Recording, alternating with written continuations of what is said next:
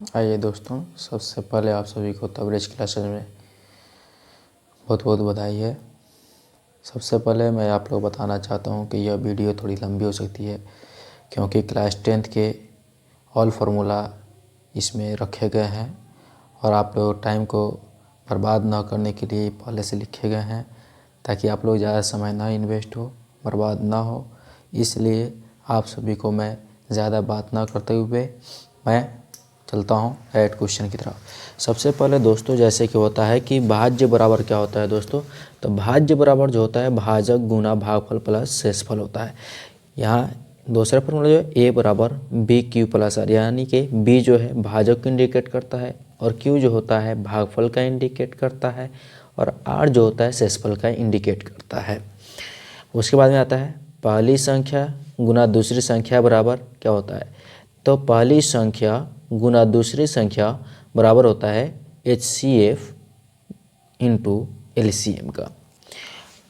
उसके बाद होता है ए प्लस बी का होल स्क्वायर बराबर क्या होता है, तो A square plus B square plus 2ab या A square plus 2ab plus B square होता है दोस्तों।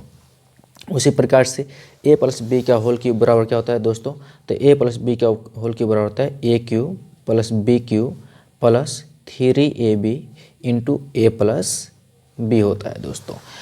आइए उसके आगे शून्यकों का योगफल।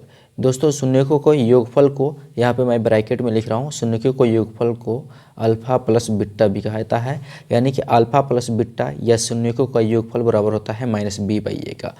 उसके बाद में जो है दोस्तों शून्यकों का गुणनफल, यानी शून्यकों का गुणनफल बराबर होता है c/a। इसको अल्फा इंटू बीटा भी बोला जाता है दोस्तों, अल्फा इंटू बीटा बराबर होता है c/a। उसके बाद में होता है द्विघात बहुपद, तो द्विघात बहुपद बराबर होता है x square minus alpha plus beta into x plus alpha into beta equal to 0 का। उसके बाद में दोस्तों नेक्स्ट फार्मूला है alpha plus beta plus gamma बराबर होता है -b/a का।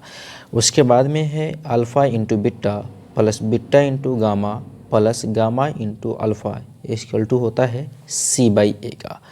फिर उसके बाद में नेक्स्ट जो फार्मूले होते हैं वो आता है alpha into beta into gamma equal to होता है -d/a का। उसके बाद में आता है दोस्तों त्रिघात बहुपद, तो त्रिघात बहुपद बराबर होता है x cube minus alpha plus beta plus gamma into x square plus alpha into beta plus beta into gamma plus alpha into gamma into x minus alpha into beta into gamma equal to 0 का। उसके बाद में आता है दोस्तों कि a1/a2 बराबर है b1/b2 बराबर c1/c2। अगर ये क्या हो आपस में सब इस परिस्थिति में यानी बराबर हो तो इसके लिए जो होते हैं वह संगत होते हैं और संपाती बनाते हैं, इसका अनेक हल होते हैं। उसके बाद में a1/a2 देखिए यहाँ पे बराबर नहीं है b1/b2 बराबर c1/c2 के, यानी कि पहले जो देखिएगा यानी कि यहाँ पे ये बराबर नहीं है तो ये क्या होता है संगत होता है और इसकी जो ग्राफ बनती है वो प्रतिच्छेदी होती है और इसका अद्वितीय हल होते हैं। उसके बाद में है a1/a2 बराबर b1/b2 और यहाँ पे देखिएगा यहाँ पे जो होगा बराबर नहीं है c1/c2, यानी कि बराबर यह असंगत होते हैं और समांतर होते हैं और इसका कोई हल नहीं होता है दोस्तों।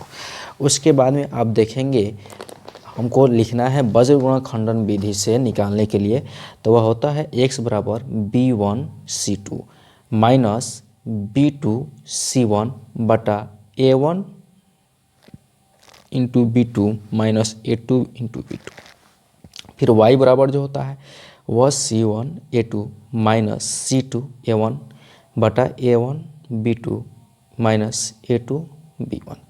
उसका दोस्तों आता है विएचर कहिए या विक्तर कहिए, यानी डी इसको बोला जाता है, डी बराबर होता है b² माइनस 4ac का। दोस्तों जुड़े रहिए वीडियो के साथ में, आप लोगों को अंत तक ये पूरे फार्मूले देकर जाएंगे दोस्तों। उसके बाद में जो होते हैं x बराबर होता है -b प्लस माइनस √d/2a। उसके बाद में आता है आयत का क्षेत्रफल बराबर, तो आयत का क्षेत्रफल बराबर होता है लंबाई गुना चौड़ाई यानी l इंटू b। उसके बाद में आता है त्रिभुज का क्षेत्रफल बराबर 1/2 इंटू आधार इंटू ऊंचाई। ठीक है, उसके बाद आता है दूरी बराबर चाल बटा समय। उसके बाद आता है दोस्तों a माइनस बी का होल स्क्वायर। तो a माइनस बी का होल स्क्वायर होता है A square plus B square minus 2ab, या A square minus 2ab plus B square. उसके बाद आता है दोस्तों सार्वअंतर यानी d। तो सार्वअंतर को d का आता है तो d बराबर होता है a2 माइनस a1 का। फिर आता है an बराबर, तो an बराबर होता है a plus n minus 1 into D का। फिर दोस्तों आता है Sn बराबर, तो Sn बराबर होता है n/2 into 2a plus n minus 1 into D, या इसी को दूसरा जो फॉर्मूला होता है वो कहा जाता है Sn बराबर n/2 into a plus al। तो दोस्तों जुड़े रहिए वीडियो के साथ में। तो दोस्तों जुड़े रहिए इस वीडियो के साथ में, मैं आप लोगों को बहुत दूर तक आज लेकर जाऊंगा, पूरे फॉर्मूले आज पूरे मैथ का देकर जाऊंगा दोस्तों, और अपने दोस्तों को भी शेयर करेंगे। तो समांतर माध्य बराबर यानी इसको बी कहता है, तो इसको a प्लस c/2 होता है दोस्तों। उसी प्रकार से कर्ण स्क्वायर बराबर होता है लंब स्क्वायर जोड़ आधार स्क्वायर। कर्ण स्क्वायर बराबर क्या होता है दोस्तों, तो लंब स्क्वायर जोड़ आधार स्क्वायर। दूरी सूत्र होता है root under x2 minus x1 का whole square plus y2 minus y1 का होल स्क्वायर। उसके बाद में दोस्तों आता है विभाजन सूत्र से। तो विभाजन सूत्र क्या होता है, x बराबर जो होता है mx2 प्लस nx1 बटा m प्लस n का, और y बराबर होता है my2 प्लस ny1 होता है दोस्तों, ny1 प्लस बटा m प्लस n का। उसके बाद में आता है मध्य विभाजन सूत्र, यानी कि देखिएगा दोस्तों, तो ये मध्य विभाजन जो सूत्र होते हैं ये x बराबर x1 प्लस x2 बटा 2 होता है, और y बराबर होता है y1 प्लस y2 बटा 2। उसके बाद में आता है बाह्य विभाजन सूत्र दोस्तों। बाह्य विभाजन सूत्र यानी कि बाहर वाले को, x बराबर होता है mx2 माइनस nx1 बटा m माइनस n, और y बराबर होता है my2 माइनस ny1 बटा m माइनस n का। उसी प्रकार से दोस्तों त्रिभुज का केंद्रक, तो त्रिभुज का केंद्रक बराबर होता है यानी कि x बराबर x1 plus x2 plus x3 बटा 3, y बराबर हो जाता है y1 plus y2 plus y3 बटा 3 दोस्तों। उसी प्रकार से त्रिभुज का क्षेत्रफल बराबर क्या था, तो त्रिभुज का क्षेत्रफल होता है 1/2 इंटू x1 और plus y2 minus y3 plus x2 into y3 minus y1 plus x3 into y1 minus y2 दोस्तों। उसी प्रकार से मूल बिंदु से दूरी, तो मूल बिंदु की दूरी जो होता है वो होता है root under x square plus y square. उसके बाद आता है समचतुर्भुज का क्षेत्रफल बराबर 1/2 गुना पहला विकर्ण गुना दूसरा विकर्ण। जुड़े रहिए। अगर वीडियो अच्छी लगे तो आगे अपने दोस्तों को भी शेयर करना ना भूलें, और वीडियो को लाइक भी करें और कमेंट भी करें कि आप लोगों को ये वीडियो कैसा लगा दोस्तों।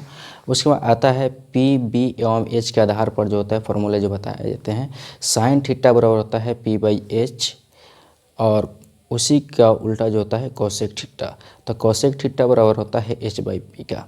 आइए दोस्तों, उसके बाद जो होता है टन थीटा बराबर होता है p/b का, और उसके बाद में होता है कोट थीटा उसका उल्टा यानी b/p का। उसके बाद में जो होते हैं दोस्तों कोस थीटा बराबर होता है b/h का, और सेक थीटा वो उसका उल्टा होता है यानी सेक थीटा बराबर h/p का। ऐसा भी होता है कि हम लोग इस 3 फार्मूले को अगर याद कर लें तो इसका उल्टा ये 3 होते हैं। ठीक है दोस्तों, तो इसके उल्टा 3 होता है यानी कि sine theta, tan theta, cos theta. इसको ऐसे ट्रिक पे भी याद किया जाता है, पंडित बद्री प्रसाद हर बोले, यानी कि यह जो है इधर चलाया है दोस्तों। तो इस फॉर्मूले के आप अच्छे से याद कर लेंगे इसके आधार पर। उसके बाद आता है व्युत्क्रम के आधार पर। तो व्युत्क्रम के आधार पर कैसे होता है दोस्तों, साइन थीटा बराबर होता है 1/कोसेक थीटा का। तो कोसेक थीटा बराबर क्या होगा, जाहिर सी बात है दोस्तों, तो ये अगर इसका है तो ये इसका हो जाएगा, यानी कि कोसेक थीटा बराबर हो जाएगा 1/साइन थीटा का। फिर देखिएगा दोस्तों tan थीटा बराबर हो जाएगा 1/cot थीटा का, तो cot थीटा बराबर क्या हो जाएगा 1/tan थीटा का।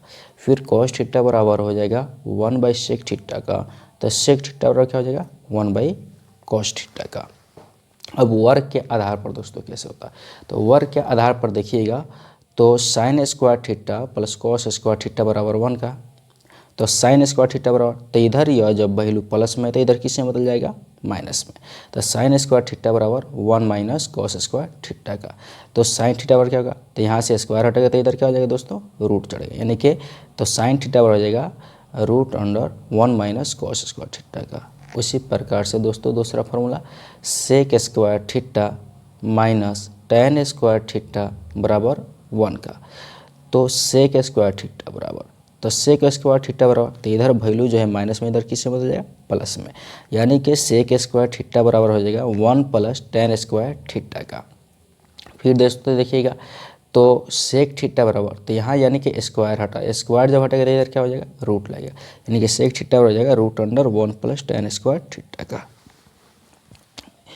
तो उसके बाद में दोस्तों formula cos sec square theta minus cot square theta बराबर 1 का, तो इधर cos स्क्वायर थीटा बराबर क्या हो जाएगा, तो इधर माइनस में इधर किससे बदल जाएगा, तो ये बदल जाएगा 1 प्लस cot स्क्वायर थीटा का।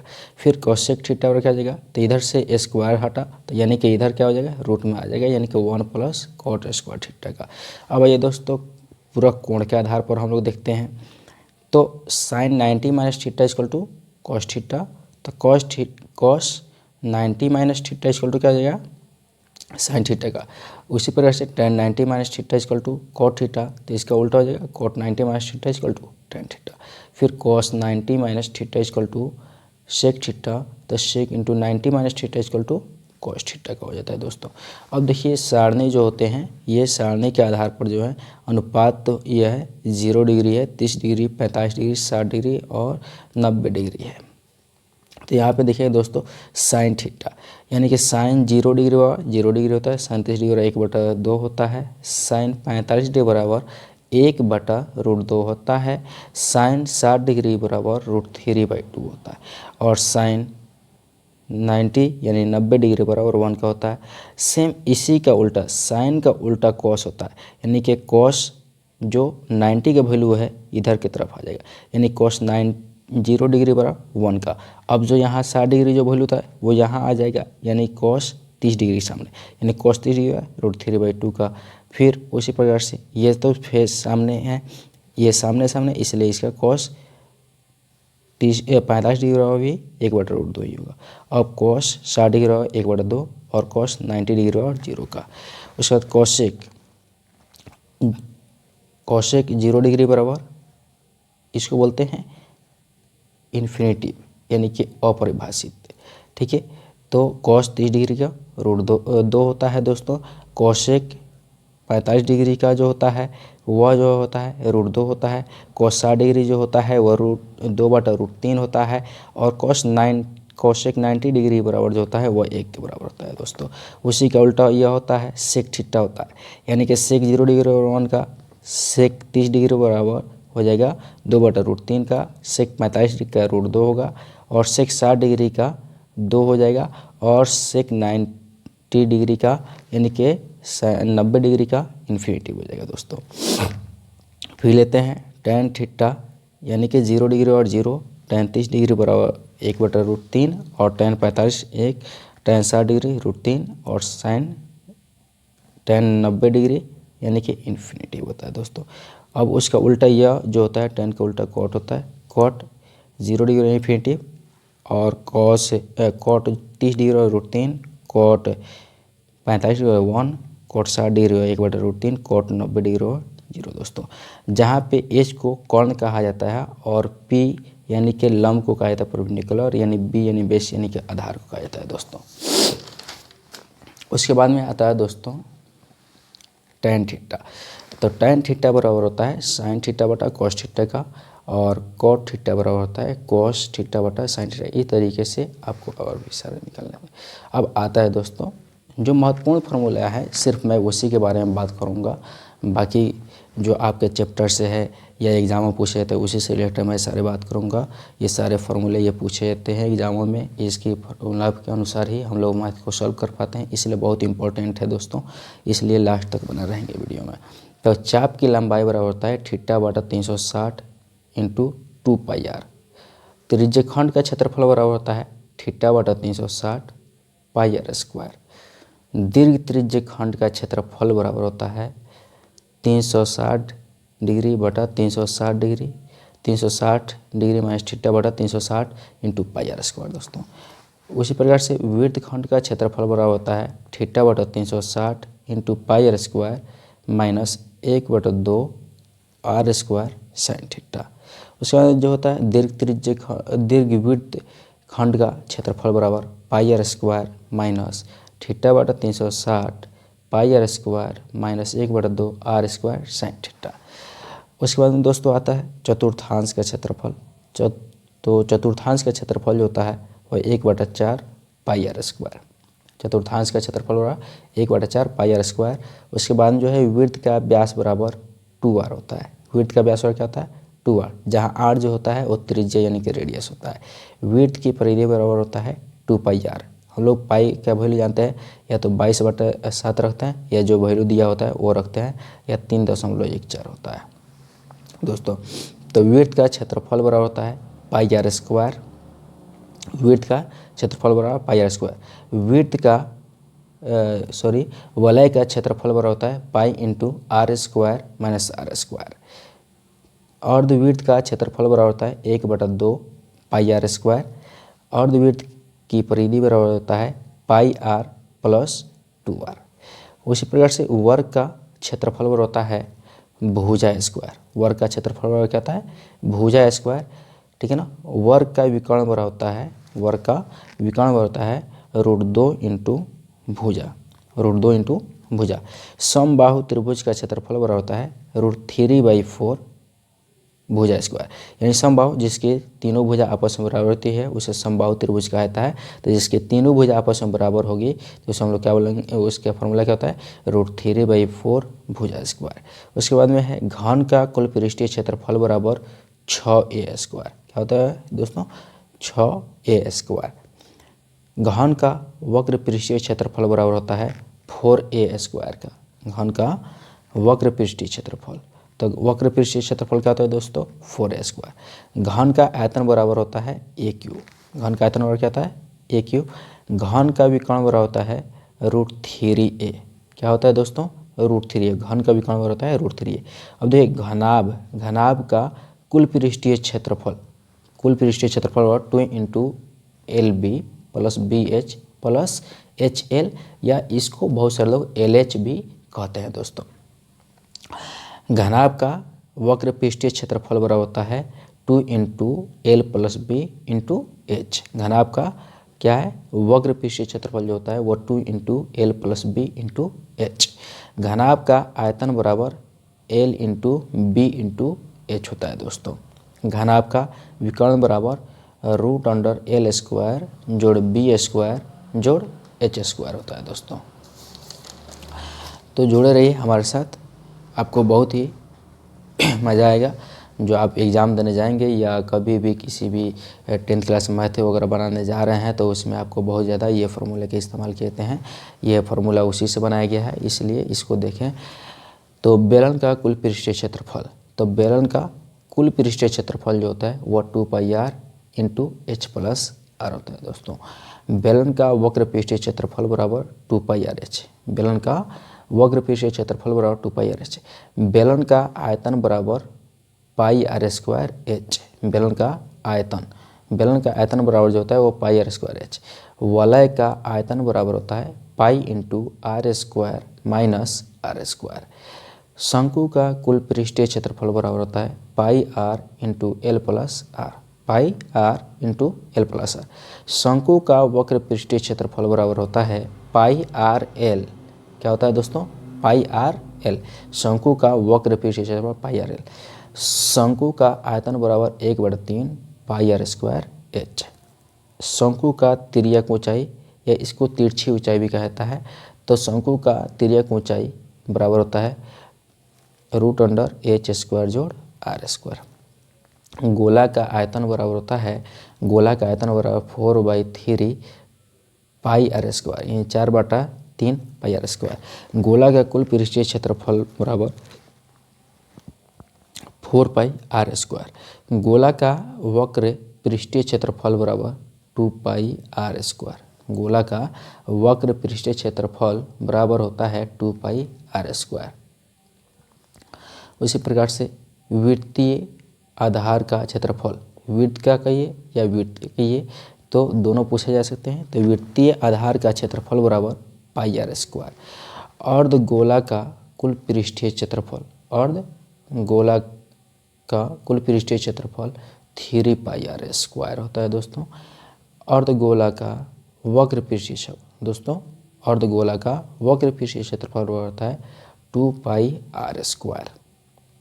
उसी प्रकार से जो होता है अर्धगोला का आयतन बराबर 2/3 पाई आर स्क्वायर। क्या होता है दोस्तों? 2/3 पाई आर स्क्वायर। फिर छिन्नक का तिर्यक ऊंचाई बराबर होता है रूट अंडर एच स्क्वायर जोड़ आर माइनस आर का होल स्क्वायर। एक बड़ा आर होगा और एक छोटा आर होगा दोस्तों। तो छिन्नक का तिर्यक ऊंचाई बराबर होता है, यानी इसे लिखा जाता है root under H square plus R minus R का होल स्क्वायर। छिन्नक का वक्र पृष्ठीय क्षेत्रफल बराबर होता है pi L into R plus R. छिन्नक का कुल पृष्ठीय क्षेत्रफल बराबर होता है pi L into R plus R plus pi R square plus pi R square. छिन्नक का आयतन बराबर होता है 1/3 pi H into R square plus R square plus R into are.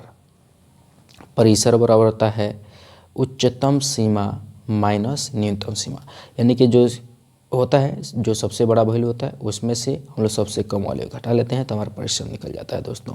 यानी कि उच्चतम मान या उच्चतम सीमा माइनस न्यूनतम सीमा। वर्ग चिन्ह बराबर होता है ऊपरी सीमा प्लस निचली सीमा, ऊपरी सीमा प्लस निचली सीमा बटा 2। क्या होता है दोस्तों? बटा 2। माध्य बराबर होता है परीक्षणों का योग। क्या चीज़ दोस्तों? यानी कि जो संख्या दिया है सभी किसी को जोड़ लेते हैं और परीक्षणों की संख्या यानी कि जो जितना होता है उतना गिन करके हम लोग लिख लेते हैं। यानी कि माध्य बराबर होता है परीक्षणों का योग बटा प्रेक्षणों की संख्या। उसके बाद आता है बहुलक बराबर बारंबारता अधिक हो, यानी बारंबारता में जो अधिक होता है वही होता है। माध्य विधि निकालने से संबंधित जो फॉर्मूले होते हैं, यानी कि प्रत्यक्ष विधि माध्य बराबर होता है सिग्मा एफ आई एक्स आई बटा सिग्मा एफ आई। उसके बाद जो दूसरा दोस्तों फॉर्मूला होता है काल्पनिक विधि माध्य जो होता है A plus sigma F I D I बटा सिग्मा एफ आई दोस्तों। तीसरा जो फॉर्मूला होता है पग विचलन विधि माध्य होता है, तो इसके लिए फॉर्मूला होता है A plus sigma F I U I बटा sigma F I into H. यानी कि ये जो चिन्ह है दोस्तों, इसका नाम जो है यहाँ पे लिखा हुआ मैंने कि इस चिन्ह का नाम है सिग्मा। और एफ आई क्या होता है दोस्तों? तो कुल बारंबारता होता है। एफ आई क्या होता है दोस्तों? तो कुल बारंबारता होता है। एक्स आई क्या होता है? तो वह वर्ग चिन्ह होता है दोस्तों। ए बराबर जो होता है, ए जो होता है उसको बोला जाता है वर्ग चिन्ह का मध्य भाग, और डी आई जो होता है वह एक्स आई माइनस ए होता है।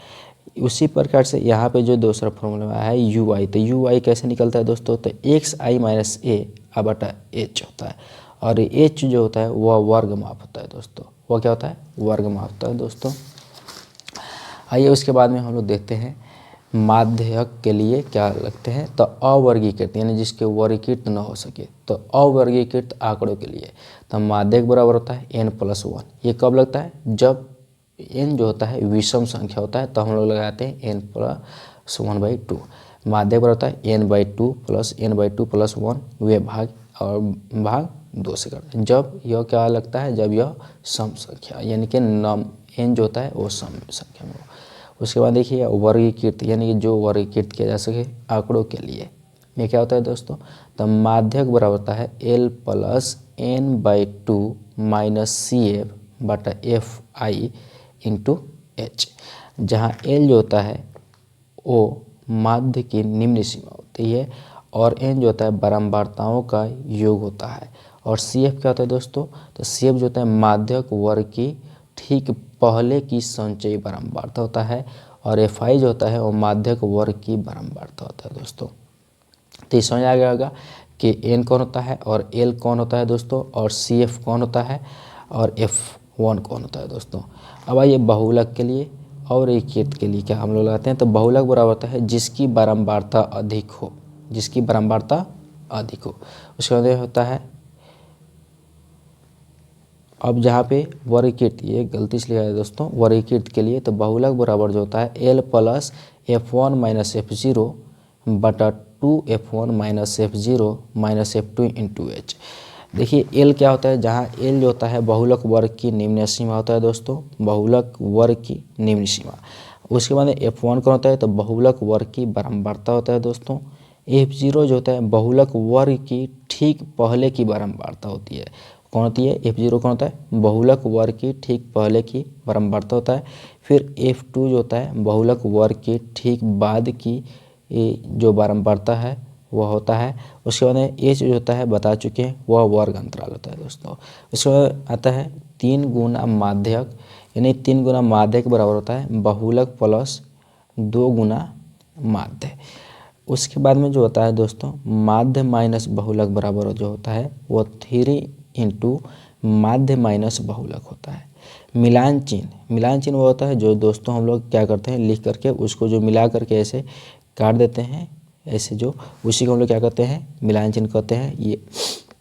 उसके बाद में ताश में कुल पत्ता बराबर, यानी कि ताश के कुल पत्तों की संख्या कितनी होती है दोस्तों, तो वह होता है 52, यानी कि 52 होते हैं। प्रायिकता बराबर है P E plus P E नहीं बराबर 1 का, या इससे कहा जाता है अभी प्रयोगों की संख्या बटा कुल संख्या। पी ई प्लस पी नहीं बराबर जो होता है वह 1 के बराबर होता है। पासों में अंक बराबर, यानी पासों में कितना अंक होता है, तो पासों में अंक बराबर जो होता है वह 6 होता है। और सिक्का बराबर क्या होता है, तो सिक्का में 2 पल होते हैं, जो कौन कौन होता है, एक हेड होता है और एक टेल होता है। और संभव घटना की प्रायिकता क्या होता है दोस्तों, तो वह 0 होता है, यानी कि असंभव घटना की जो प्रायिकता होती है वह 0 होता है। दोस्तों अगर ये वीडियो आप लोगों को अच्छा लगे तो दोस्तों में शेयर करें और चैनल को सब्सक्राइब करें। अगर नए हैं तो आपका इस चैनल पर स्वागत है, और चैनल को ज़्यादा से ज़्यादा शेयर और लाइक करें और कमेंट्स करें।